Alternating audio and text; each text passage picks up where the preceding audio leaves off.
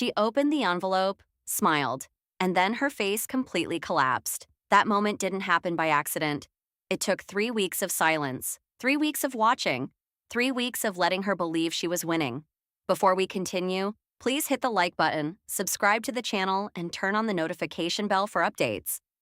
But if you walked into that living room right then, you wouldn't see any of that. You'd just see my stepmother, Marissa, standing there, perfectly dressed like always, nails polished, posture straight, holding a piece of paper that had just ruined whatever plan she thought she had.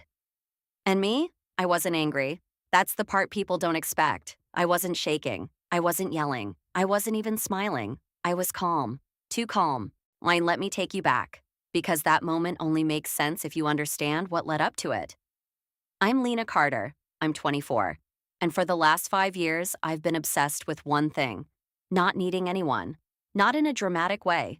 Not in a cut everyone off kind of way. Just stability. Control. The kind of life where nobody gets to corner you and say, well, you owe me. So I worked. A lot. Weekdays, I did remote bookkeeping for small businesses. Quiet, detail-heavy work that paid consistently. Nights and weekends, I picked up shifts at a cafe. Early mornings, late closes, whatever they needed. It wasn't glamorous, it wasn't fun, but it added up. Slowly, painfully, every skipped trip, every cheap meal, every time I said no when friends went out. By the time I turned 24, I had saved just over $85,000. No debt, no help. No shortcuts, just mine. And that number, it meant more than money. It meant options. It meant if something went wrong, I could leave. No begging, no depending, no being stuck. So when I moved back into my dad's house temporarily, it wasn't because I had to, it was because I had a plan. Stay for a year, save aggressively, hit 6 figures, leave. Simple. At least, that's what I thought. My dad, David, had remarried 2 years earlier. Marissa, she was 38, polished, friendly in that way that feels practiced, the kind of person who always knew what to say, especially when other people were watching. At first, she was nice to me. Too nice maybe, but nothing obvious. Nothing you could point to and say, that's a problem. Just little things, little questions. The first time she asked about my money, it sounded casual. We were in the kitchen. I had just gotten off a shift. She leaned against the counter, sipping tea, and said, so, bookkeeping pays well, right? I shrugged. It's steady. And you've been doing it for a while? Yeah, she smiled. That kind of smile that lingers just a second too long. You must have a nice little cushion saved up by now. Now, pause for a second. If someone asked you that, what would you think? Normal curiosity or something else? I remember hesitating, just for a second. Then I said lightly, I've been saving, yeah. She nodded slowly, like she was filing that answer away. Smart girl, she said. And that should have been the end of it, but it wasn't. Because after that, it kept coming up, not directly at first, just woven into conversations. Your saving is so important these days. Some people are really sitting on opportunities, you know? Families should support each other when they can. Always vague, always harmless on the surface, but consistent. Too consistent. I didn't say anything. I didn't push back. I didn't ask what she meant. Because part of me thought, maybe I'm overthinking it, maybe this is just how she talks. But another part of me, the part that spent 5 years building something from nothing, that part was paying attention, and then one night, she said something that didn't feel vague anymore. We were at dinner. My dad was there. Just the 3 of us. And out of nowhere, she looked at me and said, it's not like you need all that money right now, right? The room went quiet. Not loud quiet. The heavy kind. The kind where something shifts. And you can feel it. I looked at her. Then at my dad. He didn't say anything. Didn't even look up. And that's when I realized something. This wasn't random. This wasn't casual. This was building towards something. Something she hadn't said yet. Something she was waiting for the right moment to ask. And I made a decision right then. I wasn't going to argue. I wasn't going to explain. I was going to wait, watch, and let her show me exactly what she wanted. Because people always do. If you give them enough time, they stop hiding it. And a few days later, she did. But not in private, not quietly, not carefully. She did it right in front of my father, at the dinner table, with a smile on her face. And what she said next changed everything. What if I told you? She didn't even try to hide it anymore. Because she didn't. Not after that night. Not after she realized no one was going to stop her. Dinner started like any other. Plates clinking, low conversation. My dad talking about something at work that I wasn't really listening to. And Marissa, she was quiet. Too quiet. You ever notice that? When someone who usually fills space suddenly doesn't? It's not peaceful, it's calculated. Halfway through the meal, she set her fork down. Gently, deliberately. Then she looked straight at me. Lena, she said, her voice smooth, almost warm. We should talk about how you can contribute your share. Just like that. No build-up, no hesitation, just dropped it on the table like it was already agreed on. I didn't respond immediately. Not because I didn't know what to say, but because I wanted to see what she'd do next. And she didn't disappoint. She kept going. You've been doing really well for yourself, she said, smiling. And we're all under the same roof. It only makes sense that everyone contributes toward bigger goals. Bigger goals. That phrase again, vague enough to sound reasonable, specific enough to mean something else entirely. I glanced at my dad. He was staring at his plate. Not confused, not surprised, just quiet. And that told me everything I needed to know. This wasn't the first time she'd brought it up, just the first time she'd said it in front of me. What exactly do you mean by my share? I asked. Calm, even, no emotion. Her smile widened slightly, like she'd been waiting for that question. Well, she said, leaning back in her chair, we've been thinking about upgrading the house. Maybe renovating, maybe even moving into something bigger. She paused. Let that sink in. Then added casually, and since you have savings, it would make sense for you to be part of that investment. There it was. Not a suggestion, not a question, an assumption. I felt something shift in my chest. Not panic, not anger, just clarity. Like everything that had been building finally snapped into focus. And how much, I asked, were you thinking? She didn't hesitate. That's the part that still sticks with me. She didn't soften it, didn't ease into it. She just said it. A percentage, she replied. Nothing unreasonable, just enough to show you're committed to the family. A percentage of money she didn't earn and didn't help build, didn't even know the exact amount of. I looked at her, really looked at her, and for the first time, I saw it clearly. This wasn't about helping. This wasn't about fairness. This was entitlement, carefully dressed up as family. And if I say no, I asked. She tilted her head slightly, still smiling. But her eyes? They changed. Just for a second. Well, she said slowly, that would be disappointing, considering everything we provide for you. Everything we provide for you. Let that sink in. The room, the utilities, the fact that I existed in that house. Suddenly, it had a price. I turned to my dad. This time, I didn't look away. Are you okay with this? I asked him.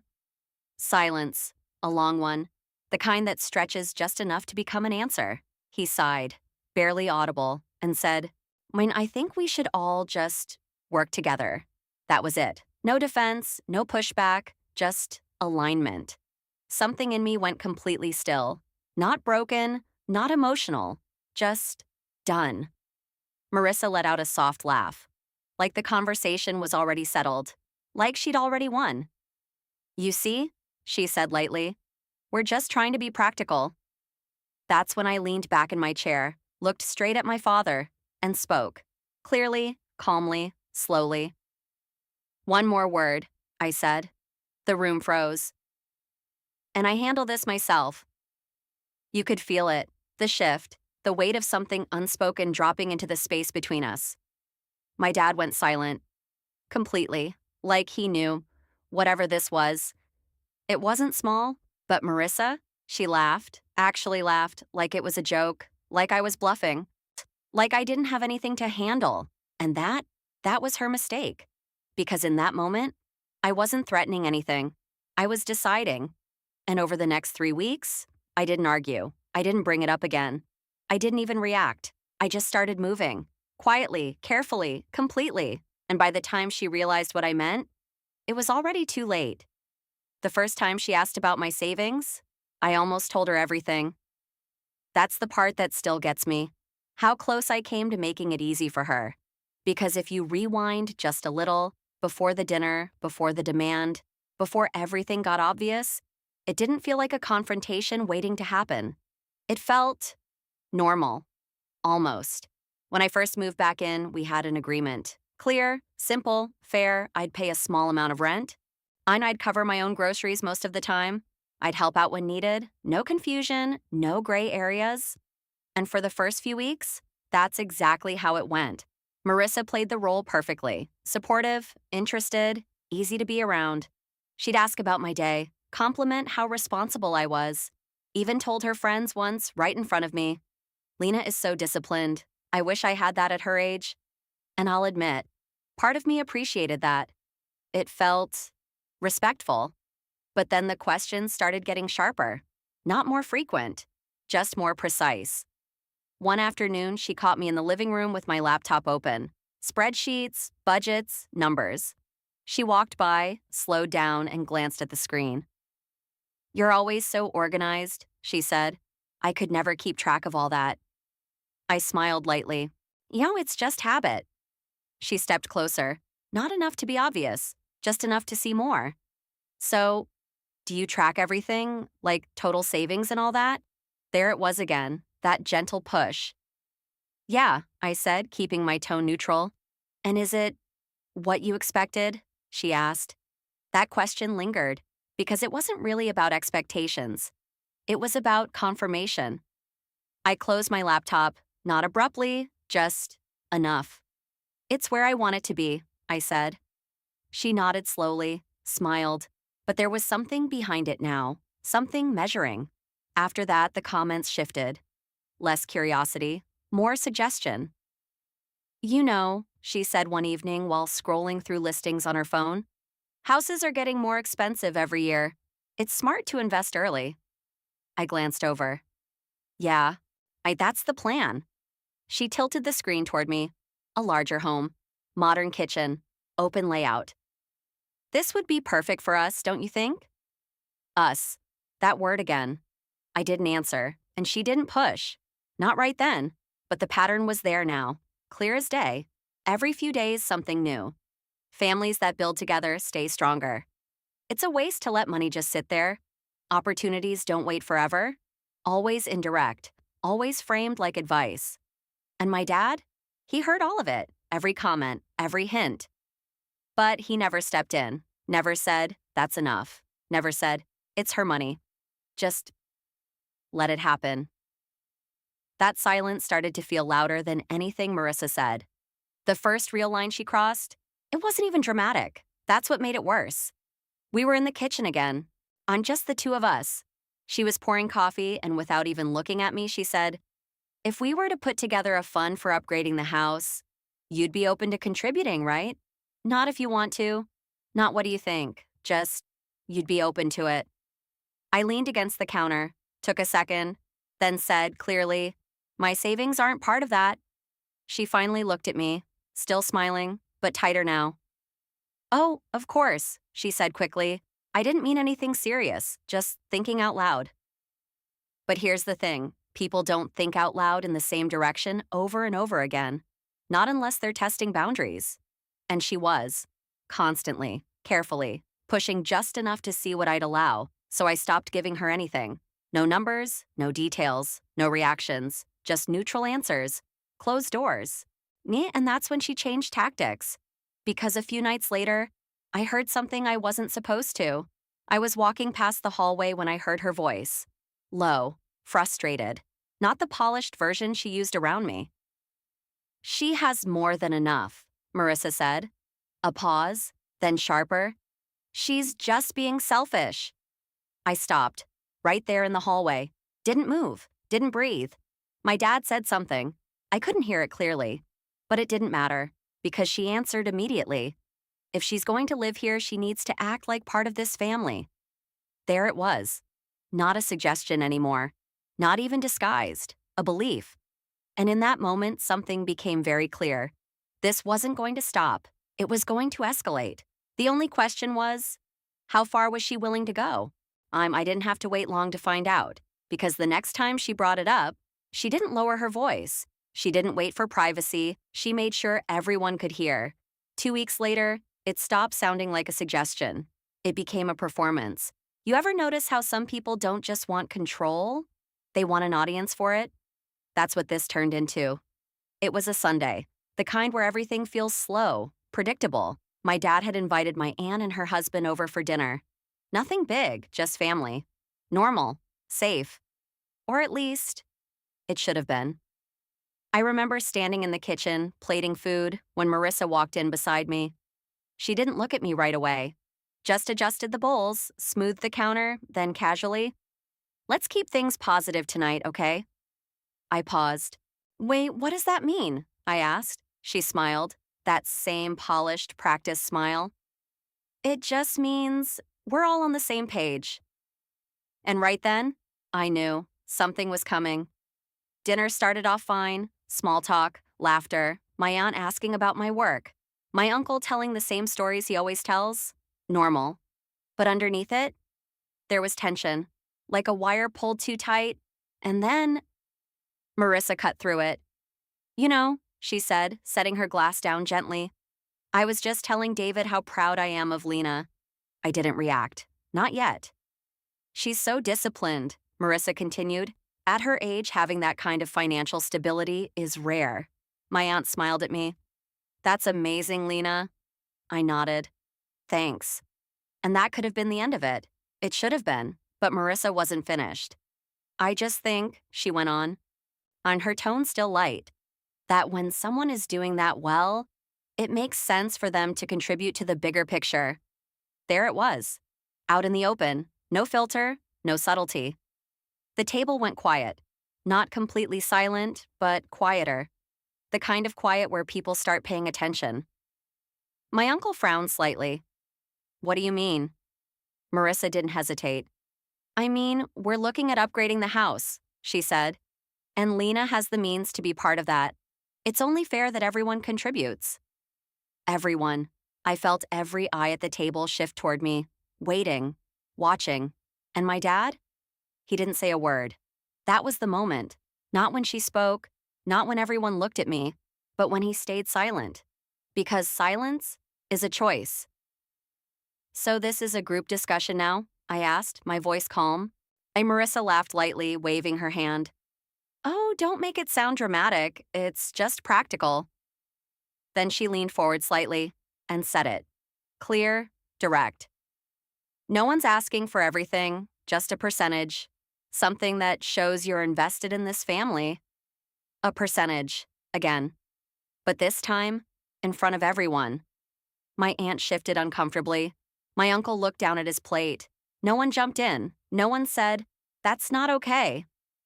And just like that, I understood the full picture. This wasn't just pressure, it was strategy. Public pressure. Because it's harder to say no when people are watching. Harder to push back when it makes things awkward. She thought she had me cornered. I slowly set my fork down, looked at her, then turned. To my dad. "Are you seriously okay with this?" I asked. He exhaled. I rubbed his hands together, didn't meet my eyes. "I just think," he said carefully, "we should all contribute where we can." That was it. That was his line. And something inside me, it didn't break. It shut off. Marissa smiled, satisfied, like everything had just been settled. "You see," she said softly, "we're just trying to move forward together."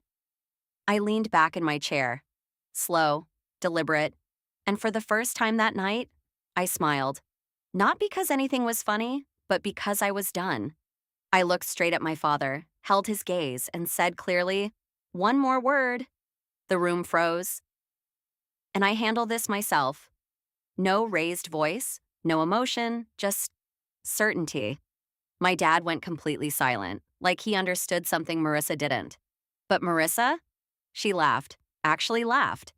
Shook her head like I just made a joke. Handle it? She repeated. Lena, this isn't some big dramatic situation. I didn't respond, didn't argue, didn't explain, because I didn't need to. That sentence? It wasn't a warning, it was a decision. And from that moment on, everything changed.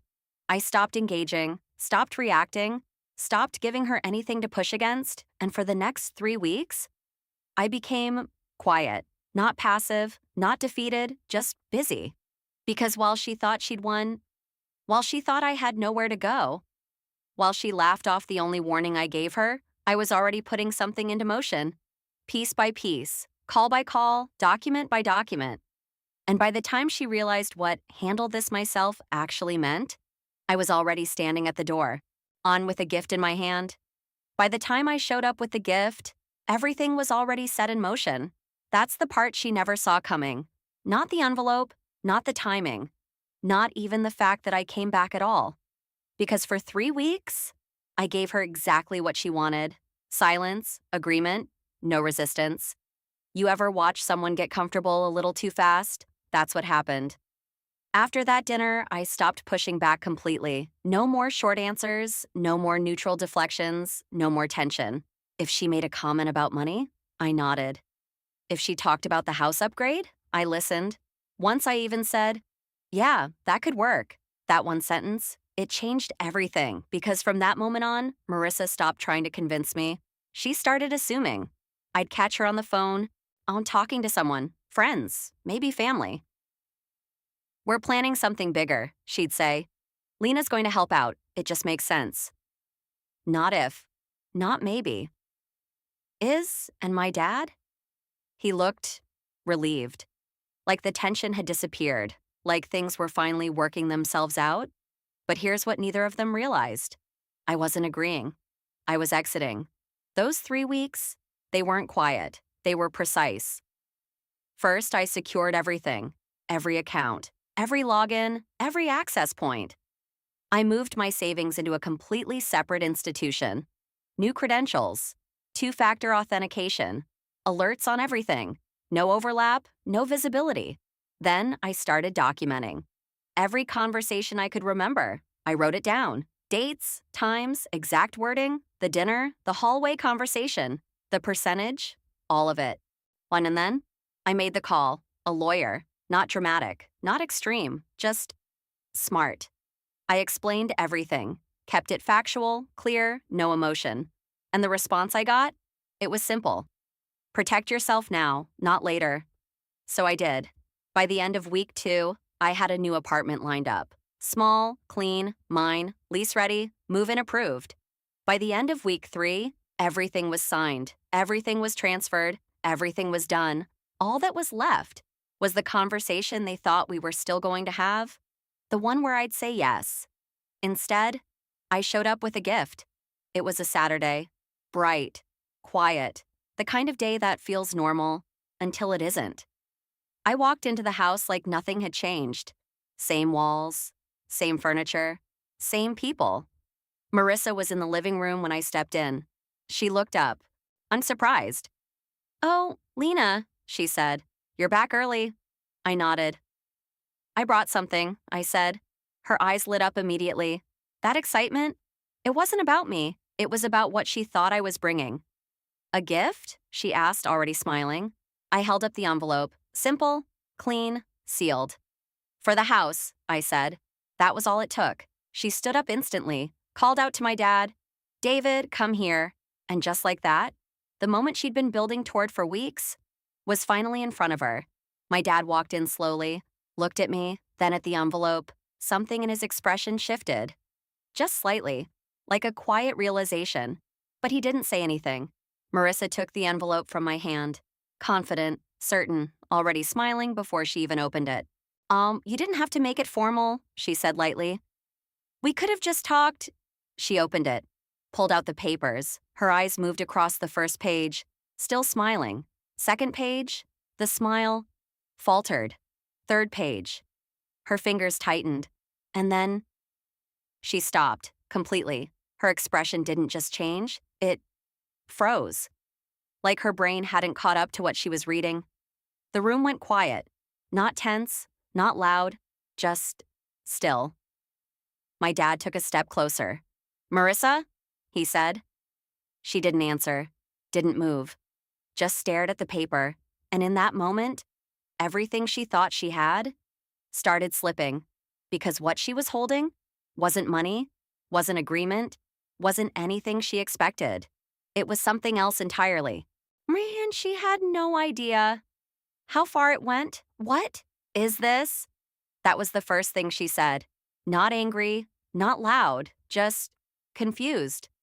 And that confusion, it didn't last long, because as her eyes moved back to the top of the page, really reading now, not skimming, the color in her face started to drain.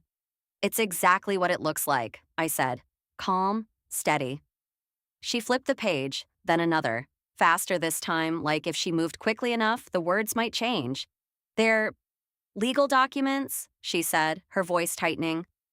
My dad stepped closer. "Let me see that." She didn't hand it over right away. That hesitation? That was the moment she realized something was wrong. Not small wrong, not fixable wrong, controlled wrong. Finally, she passed the papers to him. And for the first time since this started, he actually read something carefully. "What is this, Lena?" he asked. So I told them, clearly, step by step, no emotion, no rush. "The first page," I said, "is a formal notice that I've ended my residency here." Silence. "I've already signed a lease for a new place. I move out this week." My dad looked up, sharp. "What?" Marissa didn't say anything. She was still staring. "The second page," I continued, "is a full record of every payment I've made since moving in. Rent, groceries, utilities." I let that sit for a second, just in case there was any confusion about whether I've contributed. My dad's grip on the paper tightened slightly. Not aggressive, just aware. "And the last part," I said, "is a formal statement prepared with a lawyer." That got her attention. Oh, immediately. "A lawyer?" she snapped, finally looking up at me. I met her gaze. Yes. Her expression shifted again. Not confusion this time, not even anger. Something sharper. "What exactly are you implying?" she asked. "I'm not implying anything," I said. "I documented everything." I nodded toward the papers. "The conversations, the requests, the pressure." Her voice rose slightly. "That's ridiculous." "No," I cut in, still calm. "What's in that document is very clear." I took a step forward. Not aggressive, just firm. "It states that any continued attempt to claim or pressure me for access to my personal savings can be considered financial coercion." That word landed. Hard. My dad looked between us. "Lena," he started, uncertain now. But Marissa? She went still. Because suddenly, this wasn't a family conversation anymore. This wasn't about sharing or contributing. This had weight, legal weight. "You're overreacting," she said, but there was something off now. Less confidence, less control. "Am I?" I asked, and for the first time since this started, she didn't answer. I let the silence stretch. Not to intimidate, just to make sure everything had landed. Then I said the only thing that actually mattered. "You kept asking about my money like it was yours." A small pause. "Now it's not even near you." That was it. No speech, no yelling, no drawn-out argument, just facts. And something about that, it broke whatever momentum she thought she had. Because there was nothing to argue with, nothing to twist, nothing to pressure. It was done. What happened after I moved out 3 days later made no drama, no goodbye scene, just boxes. Keys, done. My new apartment wasn't big, no open concept kitchen, no polished floors. But it was mine, every inch of it. And that feeling, it was quiet, but solid. My dad called a week later, then again the week after that. The first few times I didn't answer, not out of anger, just space. When I finally did pick up, the conversation was different, slower, careful. "I didn't think it would go that far," he said. And maybe he meant it, maybe he didn't. But the truth was, it already had.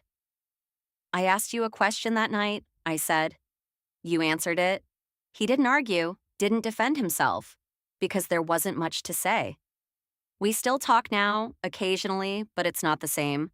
There are boundaries where there weren't before, clear ones. And Marissa? She never brought it up again. Not to me. Not through him. Not at all.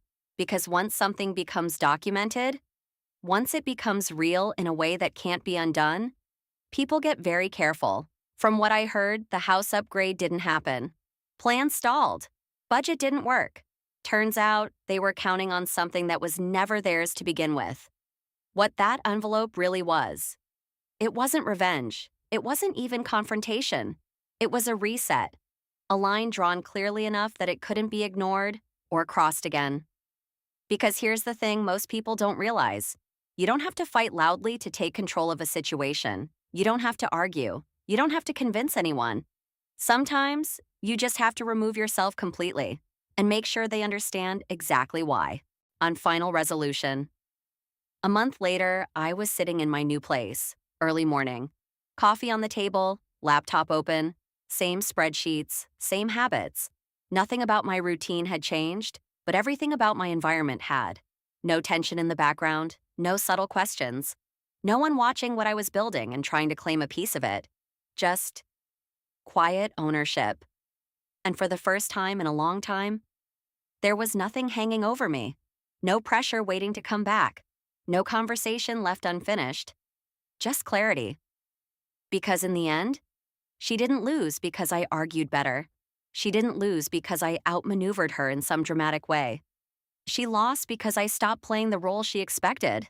And once I did that, there was nothing left for her to take.